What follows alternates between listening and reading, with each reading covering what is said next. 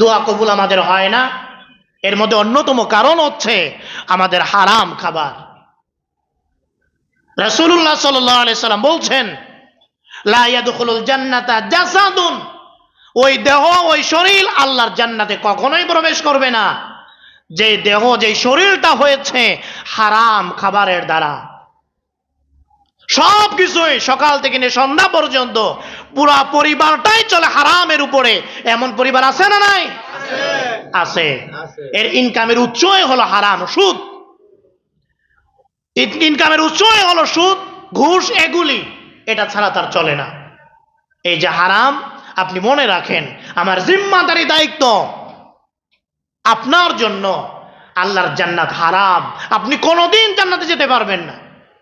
লা ইয়াদখুলুল জান্নাহ, জান্নাতে যেতে পারবেন না। এটা আপনাকে মনে রাখতে হবে। আপনি কার জন্য হারাম খান?